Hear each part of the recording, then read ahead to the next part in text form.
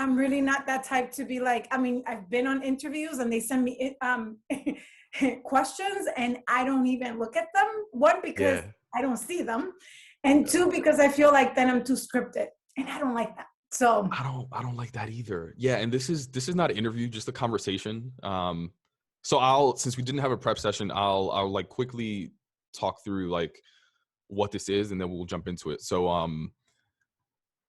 yeah, I mean, Plural, the brand that I created is all about like redefining professionalism because I believe that so many of us hide who we really are because we've been trained to believe that like so many parts of our identity are unprofessional, right?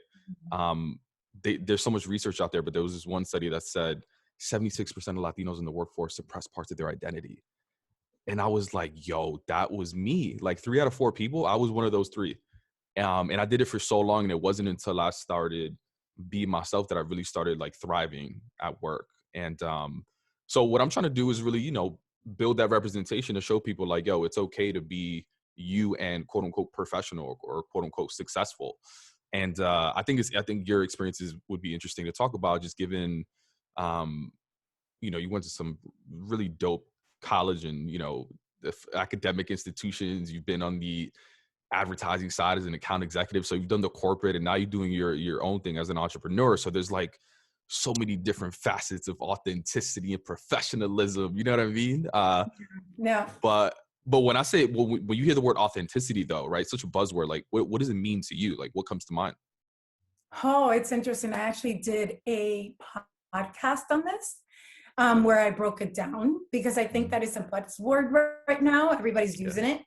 And I think that nobody knows what they're talking about, meaning they don't understand what authenticity really means, whether it's the actual definition of it or what it means to them. And I think that they pick up different people's definition of authenticity. And then they actually put it on their own, right? Which is something that we actually do to be able to understand exactly how to put it together for ourselves. But I think that authenticity is something that, like if you think about Brene Brown, she says, well, authenticity should be you saying your story, but with a caveat of understanding who you're saying that story to, right?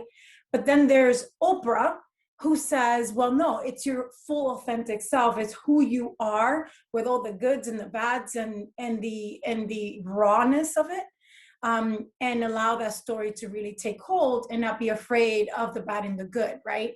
So it really depends on who you are on the fence. Like some people are just like, I'm going to be my authentic self, but they've been really, unfortunately, ostracized because of it. Because of the Yeah. fact that, unfortunately, authenticity, what it really means in its core is when people come in and they are themselves, but with a good intention, with good energy. And of course, I'm simplifying it, but I'm using the definition of the dictionary. But it's one of those things that usually we're like, oh no, I want to be my authentic self. So you go to social media and you put all these rants and you do all these things, and then you get ostracized by it. And for me, authenticity really has meant not necessarily Brene Brown's you know what? Let me take that back. In the beginning of my profession, it was all what Brene Brown was. It was like about, yeah, show a little bit of yourself, but not really, right? Because I wasn't very comfortable with myself. I was assimilating a lot. There was a lot of things that I was working through. And I did not show my fully self. What I showed was the perfection of professionalism. If my counterpart, who was white or whomever her background was, or he was professional, I was 10,000 times more professional, because of the fact that I felt that I needed to be that way in order for me to be taken seriously. And in some ways, it actually worked out for me, right? Because they did take me seriously. And there are times that they did not. And that's where, even when I was professional, it was still like, do you have a seat at the table? I don't know. So it's one of those things that for me, authenticity, as I've gotten older, because I'm much older, I'm 42. I actually just turned 42 on Monday. And I feel like now, especially after you hit 40, you feel like, the hell with all this. I'm going to live my life. I can't live my life by other means and other people's definition of who I should be. So I've allowed myself to really, truly be myself, with all the rawness, as Oprah mentioned, but with the good intentions, right? With the intention of always showcasing myself in either helping someone or with positive energy, never coming in with the authenticity of just, I'm going to just, vomit everything and just be everything. I'm not going to do that. I'm going to also take into account the other person receiving information or who I'm actually interacting with, because as a person, I have to be respectful of that. I have to be respectful of, not necessarily that they're not going to take me the right way. At the end of the day, it doesn't matter. If they take me the right way or not, it doesn't matter. What I have to come into the conversation is just being myself, and with good intentions and with a positive outlook, and with the idea of, I'm going to help this person, or I'm going to do this, or I'm going to have a conversation, whatever it may be. It's just with that good energy. I'm a yoga teacher too, so it kind of goes into it. But authenticity to me has evolved as years has gone by. And in the beginning, it wasn't easy. It wasn't easy to be authentic. And I actually had a really hard time with Brene Brown. Everybody was loving her. And I was like, I can't stand her. I know I'm not supposed to say that because there's so many Brene Brown's fans out there. But it's not because of the fact that she wasn't saying the truth. She was. She knew exactly what authenticity was. I mean, she studied it, everything. It was more because I was having problems with my own authentic self, with allowing myself, with, telling my story. And then when she would say, but wait, with a caveat, with, just tell enough, but understand that not everybody's going to accept the information that you're giving them or the story that you're giving them in the light that you're telling them. And to me, that was another way of blocking who I was, of blocking who authentically I needed to be, with the bad, the good, and the ugly, right? So I really had a hard situation with it, or with her, or her message. But it wasn't until I turned 40 that I actually had my husband watch the keynote, her TEDx, and he was like, yeah, we already know this. Like, Latinos know this. Like, we're very authentic people. We live in authenticity. Our lives are authentic. And it wasn't until having a conversation with him and me telling him my grievance. And he was like, well, remember that what she's really coming from is the aspect of allowing people that have always been told to be perfect to not be perfect. And that's when it kind of clicked on me, where I was just like, you're right. She's just giving that permission. And again, then I had the problem of, why is she giving me a permission? Like, why can't I just be myself instead of having to assimilate all the time? And it wasn't her. It was my own personal situation that I had to work with and understand that it is true what she says. You could be authentic, but the intention has to be in a way where it is holistic to you, whether it's bad or good, right? But is in a positive light. And you have to be also understanding that other people may not receive your message or who you are as a good thing. And that's okay, because those are not your people, right? Yeah. So it wasn't until I had that conversation, I was like, okay, and I had to get through it. But I really had a hard time with her definition of it, while I loved Oprah's, because I was like, yeah, I could just be myself. I could just, with all the bad and the ugly and all this stuff. And I think that there is truth to that. That's the reason why we have our close friends. That's the reason why we have, our little inner circle. But when it comes to the workplace, not necessarily that you have to shy away from being authentic, but you have to have emotional intelligence. And, you have to understand how to navigate the corporate world or the environment in which you're in, so that way you're able to really be very successful at it. Yeah. Well, that was a lot. What? No, that's perfect. And I appreciate that explanation. And yeah, I mean, Oprah's definition is almost like easier to take on, right? Because it doesn't even take that self-reflection. It doesn't take that emotional intelligence. It doesn't even take that empathy and that like opportunity to even like look at your audience and say, like, how are they going to receive it? Right. It's just like, you know what? I don't give a fuck who my audience is. I'm just going to be me. Right. You know what I mean? Yeah. And I love what you said around like us, like being authentic is almost like giving us permission to not be perfect. Yo, that hit me because I feel like so many times we're in situations or like in corporate spaces where we feel like we have to be perfect. And if we aren't, then we're going to be like, you know, fired or something. You know what I mean? And oh my God, you said so many things, but that one really stuck with me. And, but I definitely want to check in with you on, like, you said something around, like, you know, it was difficult for you to be authentic essentially because like you were trying to fit into other people's definition of who like you thought you were supposed to be. And like, I know some of my guests say that like some, you know, sometimes they're like cultural expectations, sometimes they're like family expectations, right? Like, what were some of those expectations that you felt like you had to fit into? Oh, I definitely had the cultural, the family, the woman Yeah. expectation. I also had the not coming from the United States. I'm from Puerto Rico, Caribbean. I'm Caribbean, so my culture is like, oh, when I tell you, even like you know, like I'm not first generation, although you would think I am, but I'm not. I'm literally my kids are. So I even had that, you know, element to it.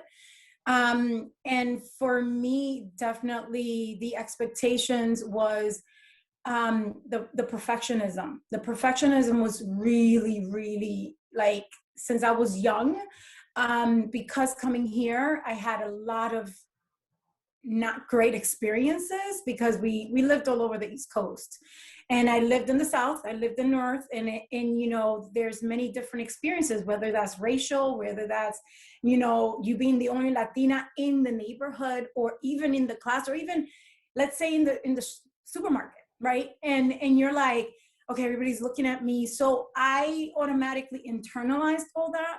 And unfortunately, because of that, I, you know, little by little, for me, and no one, I think I told you this on Clubhouse, but when you were having one of the sessions, but you know, when I came here, I have three names. I'm Dominican. I have three names. It's a full long name, and one of the names that I have is Beth. And well, I'm gonna say my name is Clara Lily Beth, and nobody knows that. This is, you know, besides Clubhouse, that day that I mentioned it, this is the second time I've ever mentioned that. Nobody else knows my real name except my husband and my family, right? And when I came here, I was always known by Lily, but then all of a sudden it became Beth. And not because I chose it, but more because a teacher chose it for me. Because for her, I was the only Latina in her class. She put me in the back because I was, you know, basically getting people feeling uncomfortable, or the students were getting confused because of the way that I was talking. So she put me in the back, and then she was like, you know, your name is too long. Let's just call you Beth. So then everybody started calling me Beth. And little by little, that whole experience basically made me just fall into this whole thing of becoming someone that I was not, and becoming very assimilated and perfectionism. And then, of course, then fast forward, you know, with all the experiences, then I come to New York City, and that was 15 finally. And here, there's so many different people. And it's like you're allowed to be yourself, right? You're allowed to be either loud or whatever. But the only thing is that when you walk into the corporate world, I automatically switch the Beth in me. Although I was called Clara. At that time, I was like, no, I'm Clara, yo soy Clara, a mí nadie me va a quitar eso, like, this is who I am. Wait, so did someone ask you like what your name was and then you just said Clara one day? No, so the way that happened was the fact that my cousin came, so I lived with my cousin, and she was like, we just can't call you Beth, like that's not your name. And I was like, well, they've been calling me Beth all these years. Like, for me, that was my name. Like, Lily was for my house, and then Beth was for the outer world. You know, so it was really hard. And then she was like, no, but that's not your name. So she was like, and my grandmother's name is Clara. So she was like, no, you're like your grandmother. You're Clara. Your name is Clara. So then I was like, you know what? I love that name. Yes, yeah, let's go with it. And she was like, I think that that's what suits you. And ever since then, that has been my name. Like I've taken ownership of it, and more because of the fact that, again, I was trying to get rid of those ties of not only assimilation, but of that perfectionism, of not being myself, of that, all these culmination of what transpired throughout my life until that moment. So once I accepted that, then it became a little bit easier, but the depression was still there. The feeling not enough was still there. Those things, those issues, you tend to, it takes a while. It doesn't come automatically where you just be like, I'm Clara, and now I'm like this fabulous, confident woman. Yeah, hear me roar. Like, it doesn't happen that way. I wish it did, but it doesn't happen that way. And I was still, I was 15. I was going through a lot of things, as a teenager, and even finding myself. And some formative years there. Oh, extreme. But the good thing about it, at least I was not still in that bubble or that cloud. It wasn't a bubble. It was a cloud of someone I was not. And it wasn't because I didn't want to be myself at home. I was me. I'm Lily, I'm Dominican, Puerto Rican, like, yeah, I'm loud, I'm this, I'm that. But outside, I was very quiet and timid, and I was a Beth, right? I was a Beth, whatever Beth represented to who I was with at that moment, based on the experiences that I had and the people I surrounded myself with. So then, as high school went on, I started hearing my voice, and it wasn't until college when I went and I left home that I literally just basically was like, no, I'm going to become who I am. But the funny thing about it is that the minute I walked into a corporate world, I started working at 19. And I was going full-time to Fordham University, and I was going full-time as at that time, it was executive assistant. And I started as that, and then I walked, it was in a PR tech company, and it was a startup. And when I went into that role, it was interesting because my best friend, she, I love her dearly. She's Jamaican, and she's very much about, but even herself, she did the code switching. Like, she was like, oh no, we have to talk a certain way. And she even told me, she was like, listen, in this company, in this world, this is what you have to do. So automatically I became Beth, but without being called Beth, right? This is the first time I've ever seen this, by the way. Like, I've never told this to anybody. Even my husband, he knows a little bit and not all of it. Because when we talk about it, it's a lot. It's a lot. You go through these episodes where, like, what do you mean? So I think that having conversations with him have made me feel more comfortable about talking about it and not being afraid of it or ashamed of it. But yeah, it's been a journey. So at work, when I started my first job, I became Beth, but I was Clara still, right? Like, I still, when we go out to lunch, I would be like, okay, I could breathe now. I could finally, like, just be myself. And it was interesting because the owner, she was Asian, and she was herself, and she would tell everybody, just be herself, yourself. Like, she was like very confident like that.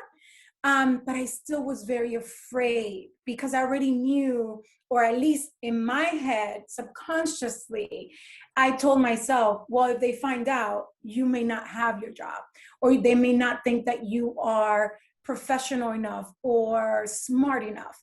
And my thing has always been, everywhere, and this is true for every Latino, I wouldn't say every Latino, but most Latinos, for what I've known, is that the first understanding about Latinos is that they're not smart enough, or that they don't have education. So to me, it was like, nope, I'm showcasing that I am the smartest, I'm very smart, I'm capable, I will be there at 6 o'clock in the morning, and I have to leave at 6 at work. So that way I could go to school from literally 7 to 11, sometimes 12 o'clock. And it was a constant thing. But to me, those are formative years because it allowed me to understand. That's when I started thinking, like, I would see her and I'm like, she's herself. Yeah, she's the owner, but she's herself. Why can't I be myself?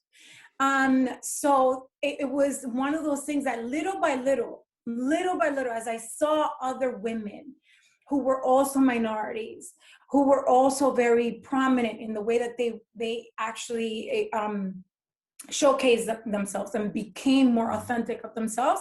That's how I was able to allow myself little by little to allow myself to be more me. But it wasn't until, honestly, until I left corporate that I literally allowed myself to be me, like me, 100% me, with all, like at Telemundo, we were at Telemundo, my last job was at Telemundo, and there we had a familia. It was an amazing, amazing community. Like, I love them. They're my peeps. If I could kiss them every day, I would. But we were in this big organization. And it was interesting. You had a lot of people that were very accepting, but there were people that were like, okay, calm it down, take it down a notch. And it was always like, I always had to learn, in essence, when to code switch and when not to. But the beautiful thing about being in at Telemundo was the fact that it allowed me to even have even a bigger, just be myself, just within that ecosystem, I was able to breathe. And then when we would go out, we would just have to be whoever we needed to be, right? But it was interesting how it took a while for me to be like, the hell with this. Like, I'm not doing this anymore. Like, I'm done. And I think it, fully, it was after I left, but it really did completely start with them, because I would see these powerful women, Latina women, Latino men, who were just themselves. Like, they were themselves. They were very smart and they knew their stuff. And they didn't change themselves in any facet. And they brought it. Right. And they were, even when it was bad. There was some experiences with upper management and below. There's that's a different conversation, but overall, it was a very good experience because it just allowed me to have more of a voice, to be okay with myself. It takes that representation for you to be like, oh, they're doing it. Oh, all right. Well, I guess I can do it, right? Like, I remember when I started being more of myself at work, and people were like, oh, I guess, wait, did you raise your hand in a meeting and say something? I was like, yeah, bro, like, we work here. That's what we're paid to do, kind of thing. And they're like, nah, I can't do that. I can't disagree with somebody in a meeting or something like that. Like, it's just like very little things that it almost, to your point, just like gives you permission to be more yourself. And I'm so curious, because we all go through that code switching phase, right? Like, it's this like journey that a lot of us are still going through. And at the end of it, hopefully, like, we get to a point where we're ourselves. But I'm so curious, like, for you, like, in what ways do you think you were hiding parts of your identity throughout your career at some point? So, I hid the fact that I was very loud. As I laugh loud. I think I also hid some of my culture, depending on where I was at, some of my cultural experiences. I hid that I was a mom for a long time. I would not tell, and mind you, I was a mom of 4, and it was other women who were, regardless of their race, they would be like, can you believe she had 4 kids or 3 kids or 2 kids, whatever your number was at that moment. And I would get upset at them. And it was because of the fact that I was in a male dominated, I'm in sales, right? I was in sales, still am, but in essence, I was in sales. And I just felt like that was looked upon in a negative way. We all know the motherhood tax, I think that's the name of it. I was just going to say that. Which is basically that, unfortunately, the minute that they find out you're a mom, not everyone is like this, but the minute that they find out you're a mom, automatically, either they want to pay you less, or they don't want to give you opportunities, or whatever the case may be. And I was like, no, I want them to see me for what I brought to the table and how good of a seller I was. I did not want them to see me as a mom. And although everybody thought it was a great thing, I was just like, nope, I don't want to talk about it. I mean, I would go to client meetings and they were younger than me and they were like, let's go hang out, let's do this, because they literally thought I didn't have any kids. And I guess I had a young face, but they were just like, come on, let's just do all these things. And I'm like, no, I have kids I have to go home to. And I will make up stories about like, oh no, tomorrow I have a really big meeting and whatever. And it wasn't, I think it wasn't until my fourth that I was just like, I think it was someone that actually from the Today Show who actually was like, can you believe she has 4 kids? And she introduced me to someone and I got so angry with her. And I think that she noticed it. And she basically told me, she was like, oh, did I offend you? I'm so sorry. I just think that it's such an amazing thing that you're working and you have 4 kids and you're making it happen. Like, you're a superwoman, you're my hero. Like, you know, give me all these accolades. And it wasn't until then that I realized, wait, it is good to have kids. It's not a bad thing, you know, like it really, you know, but for a long time, I would not tell many people. I didn't want people knowing that I had 4 kids. I did not want anybody to know about it, especially my clients. I would keep it as much as I possibly can, with the exception of those clients that I was very close to, or the clients that were Latinos. Because for me, it was like, oh, they would understand. It's okay. There was no judgment there. So it became really one of those things that I then just allowed myself to say, yeah, I have 4 kids and these are my priorities and that's it. And, you know, I also have to give my old boss credit because he actually hired me pregnant and with my 3rd. And at that time, I didn't think that was even possible. And he was like, no, I think you're extremely good. And I think that you could definitely deliver. And just because you're pregnant doesn't mean anything. And that's when I realized, I was like, what? Really? You don't think there's anything wrong with being pregnant? And he was like, no, I think you're fantastic. And I had to give him a lot of credit because he did boost my self-esteem about having kids during that time period and my experience with sales and everything else, because he did see the value. And then he made me see my value without even saying much, but just to say, I believe in you. And here's the job. And NBC was awesome about that too, have to admit. Yeah. That's the beautiful thing about having these conversations with different people, is that there's so many different ways that we can identify ourselves, right? And I think we always default to culture, right? We always start with like, oh, where you were born and where your family's from kind of thing, or where you grew up. But and then when I asked about authenticity, or even like, you know, ways that you suppress your identity, I haven't heard the story of someone not wanting to share that they're a mother yet. And like, for me, like getting to know that experience and hearing that experience just like opened my eyes to like a whole new world, or like a whole new way of people like hiding their identities. That's so interesting. And your experience in sales like resonates with me so much because, and I think it's so powerful because I'm in sales too. And what people don't realize is that we're not just code switching from 9 to 5, we're code switching from the 5 to 9 after that. You know what I mean? Whether it's the dinners, whether it's the meetings.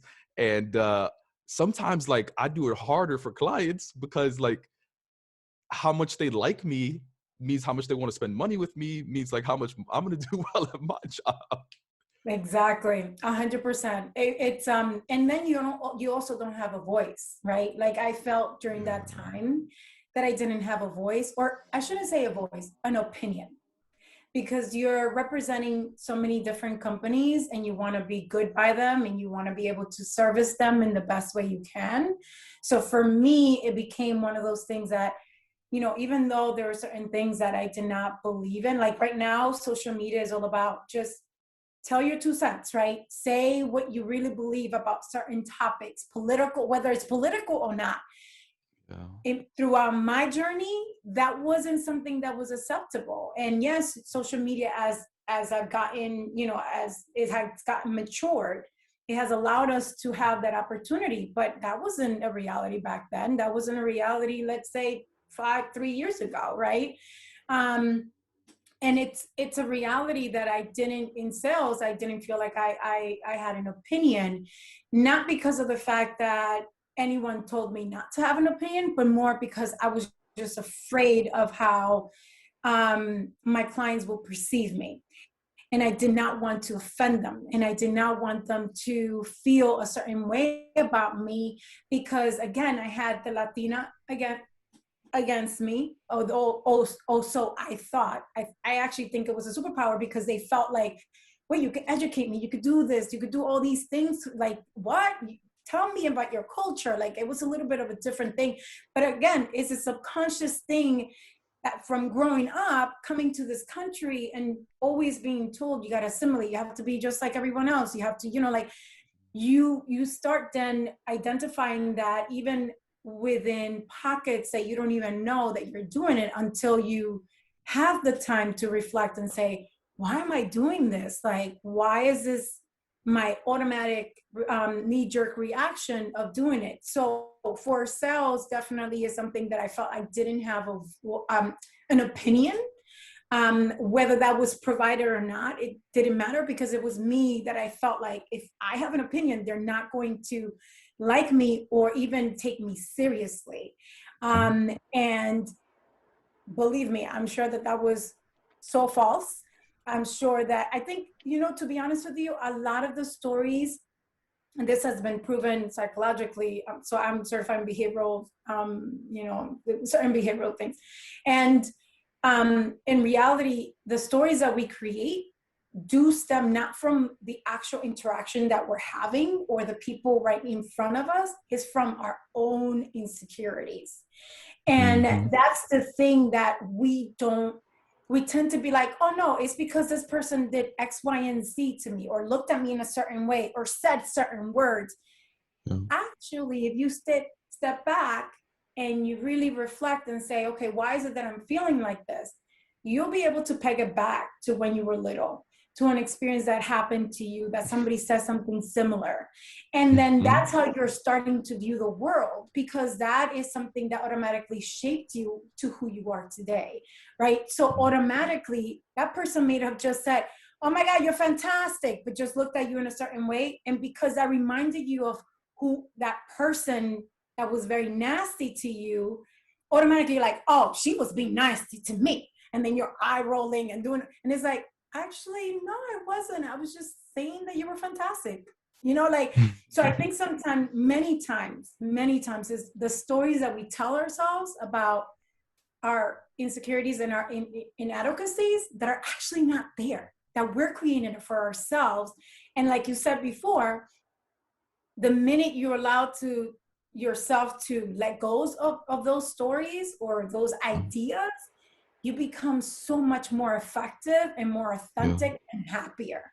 So I think that's one of the things that I also learned throughout my experience, that, I had to do a lot of self-reflection because, I came from the whole experience of being sensitive to things, which is it's a positive thing, right? I'm able to pick up subtleties that others cannot. Because of my experiences, because I'm hyper vigilant. But because I'm hyper vigilant, unfortunately, that creates a problem in which then I'm looking at things in a negative way also, in an extremely negative way. And that's when we have to, or at least me, I have to kind of step back and say, actually, did she really mean it like this? Or was it really like that? Or even ask someone, hey, what were your thoughts about this email or this person, what they said? Do you think I'm right? Because then that means that it's somebody else looking through a different lens and really giving you an outsider's perspective, and is not looking it through your eyes. They're looking it through somebody else's eyes. And then that way you could check yourself and say, oh, actually, no, it's me putting those stories or those inhibitions on myself. Let me let that go. Yeah, I love how you mentioned self-reflection, because I went through that same experience. But to your point, like, at least for me, like, there was a moment for me when I feel like I was forced to reflect. Like, I had an emotional, I just started crying one day, not at work, but it was about work at home with my aunt. And she was like, what's happening? And I was like, just explain to her what was happening. And she was like, well, why are you not being yourself? And I was I, in a weird way, I like looked into myself and I was like, I don't know. I thought that's just what we had to do. I thought that's just what we have to do to be successful. And that reflects, well, that sparked like a deeper reflection into, you know, why I felt the need to do a lot of those things. But what was it for you? Like, what sparked that moment of like sitting down and, you know, it's a continuous reflection, but was there a specific moment that led to that start of reflecting? There's been many times, but I think it was during a time that I was talking to a coworker of mine, a Caucasian. He was male, and I received this email, and I was already flustered. And mind you, oh, by the way, before I go into this, it was interesting, and just because I catch things, little subtleties, it was interesting how you were like, I didn't cry at work, and it's like Like I've that's cried. wrong. Like if As that's if that's wrong. And wrong. in Exactly. reality, Yeah. that's human nature. Okay. I think that Uh-huh. sometimes we are told, like I've cried at work, and I'm going to say it Yeah. out loud and proud. And it's because that makes me human. I am a human being. I'm not a robot. And it's not necessarily that what you particularly did at that moment made me cry. It's because of a culmination of things that have made me cry, right? That no longer can I handle it. Or I don't have the emotional capacity to manifest and be able to work through it in order for me to have the stoic perfection of image and be like, yes, I understand. Mm-hmm. Oh, yeah, I hear you. Oh, you want me to do X? And inside, you're like, Hmm. I'm dying. I want to punch in your face, or, you know, or I'm like, I'm so angry, or I'm so sad that you just told me this, or whatever, you know? And I think that to me, I do want to say that, you know, it's not that you're going to go out there and cry every 5 seconds. We're not saying that. But if you're going through an emotional experience, and sometimes it's okay to have that. Of course, it all depends on who you're doing it with. Although, to be honest with you, I did it with two of big bosses, and I don't regret it. I don't regret it. I don't regret it. And the reason why was because they saw my truth. One of them was receptive towards it, and the other one wasn't. But the fact that one was and was able to say, I'm so sorry to hear this, we need to change this, that made an impact. If I was stoic, they would have never made any changes, right? So with that being said, it's one of those things that I feel like people tend to be like, well, not at work. I didn't cry at work. Hold on a minute. And I'm like, no. It's allowed. You're human. It's allowed. It So probably for goes me, back to just like what we associate that to, right? It's not the act of crying. It's like, if they see me crying, then they're going to think I'm weak. If they think I'm weak, I'm not going to get yes, that opportunity, right? And it just goes down this spiral. exactly. And I think that it's one of those things that it's, you know, again, it's not like I'm saying here to go ahead and cry every single day. That's and for every single problem. No, I'm saying that, you know, if you're being emotional about it and it comes out, then it comes out. You collect yourself, you try to manage it, and then you move on. Don't beat yourself over it. Don't think that is the worst thing about it. And some people are going to be receptive to it, and some people are not. The people that are going to be receptive to it are the people that are going to make a change about it. Because if you're crying, that's because something is not working.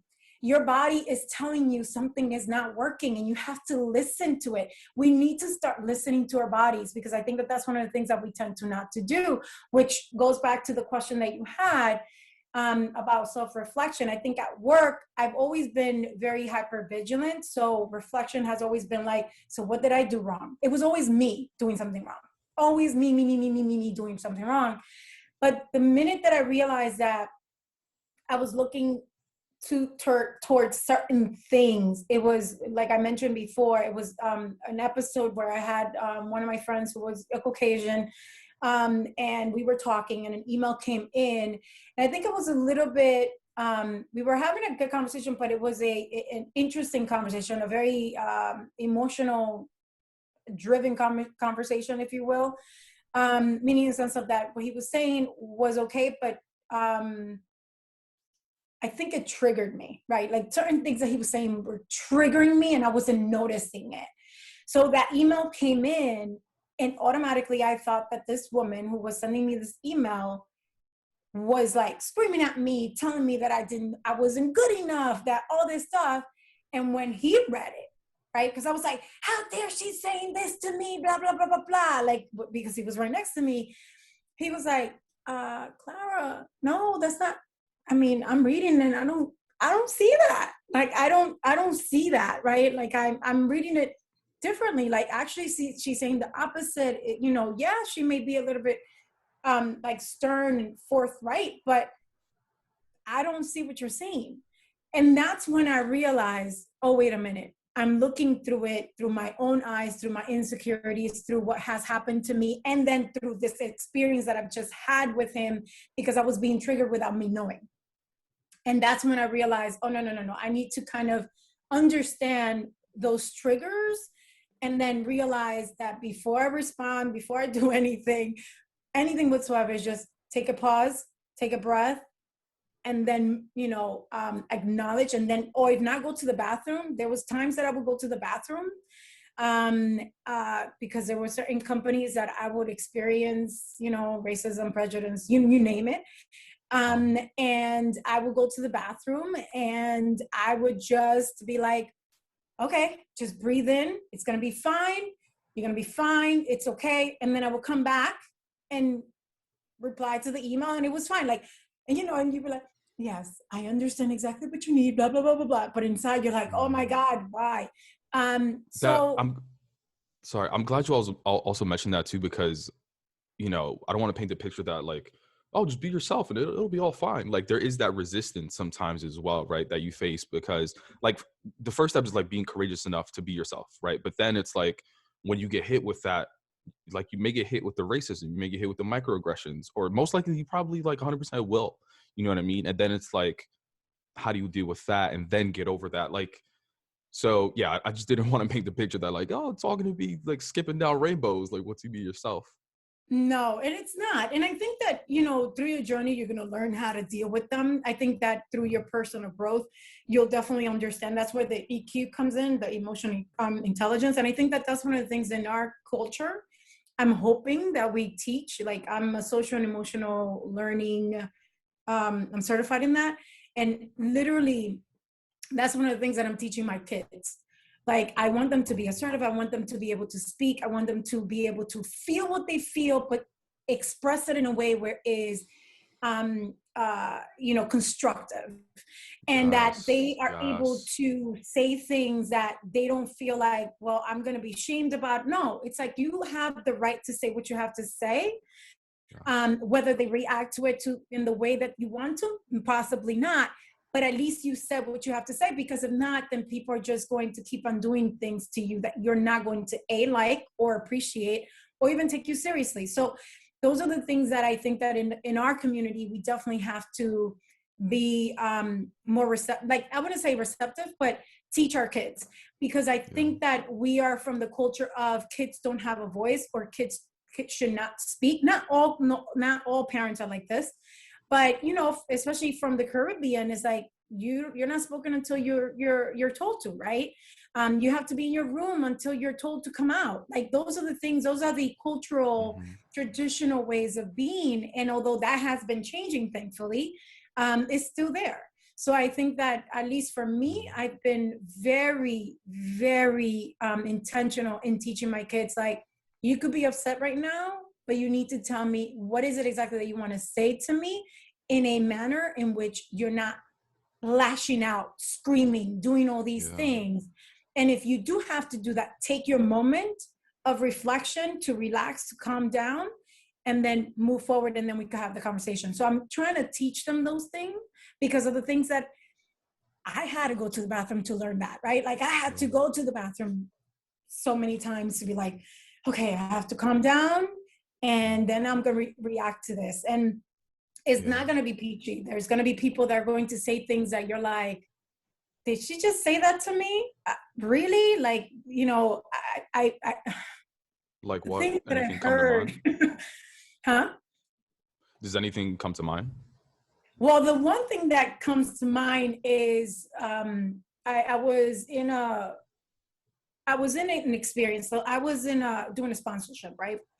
And some of my coworkers, there's different people around me, and it was great. It was a great experience. But one of them, we were doing like a giveaway, and one of them, not being Latino, her being Caucasian, mentioned, "Oh, I hope that they don't get lost or get stolen." And I was like, because they were sending it to our offices, like like to our offices. And I was like, I'm sorry, what do you mean? Because I love to ask people, tell me more. Can you explain that more for me? Like, I love to do that, because I'm like, so they can reflect. Sometimes they don't reflect. You're Sometimes such a they just say what they say. you're But such a seller. oh yeah. I'm like, can you tell me more? Can you explain a little bit more about what you mean by that? And she was like, oh no, because we've never had any issues. And that's when automatic is like, so because they're being sent to our offices, you're gonna have an issue. Like, that's when I really realized that she was, without noticing, having her own biases about who we were based on her experiences, right? And that was really hard, because then automatically the BX in me was like, what are you trying to say? Like, what are you saying? Like, and then I was like, well, you don't have anything to worry about it. We've never lost or have ever stolen anything. So you should be okay with that. You'll receive your packages within 2 days. And that's exactly, like, I made it a point to be like 2 days after, like, because of the fact that I wanted to teach her, or at least whether she picked it up or not is a different story. But I wanted to make sure that she realizes that what she said wasn't important, because I did see her face, and you could tell that she was like, she didn't know what to say next. And I was like, yeah, you when you say things, you have to be more cautious about how you're saying it, because, I mean, it's not necessarily to be censoring. I don't believe in censoring. I think that people should say what they have to say, but again, say it in a way where you are empathetic towards the other person. And we're not perfect. We're not going to be perfect all the time, but we should be able to say, like, that comment was never necessary. That was never necessary. Why did you have to say that comment? It was never necessary. It was more for her to be like, okay, within 2 days, I would like the package back, or the property back, or whatever. That's all she needed to say. But that side comment of, I hope that it doesn't get lost or stolen, why do you need to say that? And especially in amongst, and it wasn't only us two, it was a team of people. And mind you, I was the only Latina there. And I'm like, and I had to like breathe in and be like, no, and just be like, tell me more. What do you mean? Because that's the other thing, is like, you catch them, and sometimes they catch themselves about how inappropriate things that they're saying, and then they kind of change their tone, or they change the concept of what they're talking about, which is in a way good. And then you could then educate them about, hey, this is how it's going to happen, or whatever. For me, it's like, not get mad, although I could get mad at home and be like, can you believe she said that? But it's more of, all right, this moment is about educating them and really showcasing them that our community, or whoever she thinks she's dealing with, is not like that. So yeah, I love that. And I know we're out of time, so I'll ask you this last question. Before we get to that though, I just want to say that I love what you're teaching your children. Like, they're going to be so prepared for the world, because I'll share a quick story before I get to that question. But I remember, like, at work, like, I was labeled as aggressive one day, and it happened, situation, like, I disagreed with the teammate, just like very calmly, just like, hey, I disagree with that point because of X, Y, and Z. I have the data to back it up. They were like, oh, well, like, why? Whatever. We got back and forth. They raised their voice. I raised my voice back, and whatever. I got labeled as aggressive. But I remember going to therapy, and my therapist was asking me, she was like, did you have a higher tone than usual? And I was like, you know what? Yeah, I probably did. And she was like, hey, that's okay. Like, why do you feel like you had to do that? And we got to the point where I was like, I felt unheard for so long by my teammates, because I would say something in a meeting, no one would listen to me. A white colleague would say something, the same thing, with less data to back it up, and to be like, oh, what a genius, right? So, but I think many of us get to the point where we're labeled as certain things, before before we get to the point where we are even able to communicate our emotions. Like, I didn't know how to communicate, not only recognize my emotions, but communicate my emotions until I started going to therapy. That was like 4 or 5 years ago. You know what I mean? So it's really unfortunate that we don't get, many of us aren't taught that skill and then get labeled accordingly. And then that just destroys our whole career. Where I'm getting chills even just thinking about your children and how prepared they're going to be. So I know we're over time. So I'll ask you this last question. What's the one thing that continues to empower and inspire you to continue being your most authentic self? I think one, my kids, of course, definitely my kids, because if I'm not authentic, then they can't be themselves. And two, I think, believe it or not, is the impact that I see happening right now amongst our community. The fact that we are truly trying to get together to allow ourselves to be heard and to let go of all these untrue stories that we've been told before. I think that definitely the ability, the yoga has helped me a lot. Being a yoga teacher has helped me a lot, for sure. And I think that the beauty of women, men, I mean, social media, really, let's just say it as it is. Like when you see somebody just being themselves and just being out there and saying, this is what happened to me today, that's empowering, right? Like that's empowering, especially, I even see it now where back in the days, it was a really no to even put things on social media that you didn't want your employer to know, especially on LinkedIn. Like, no, you do not. No, like you won't be called into the office for it. You know what I mean? Like how you're representing my company. And, to an extent that still happens because you still have to be very professional about things. But I do love how we are becoming more aware of the ability that authenticity is an asset, right?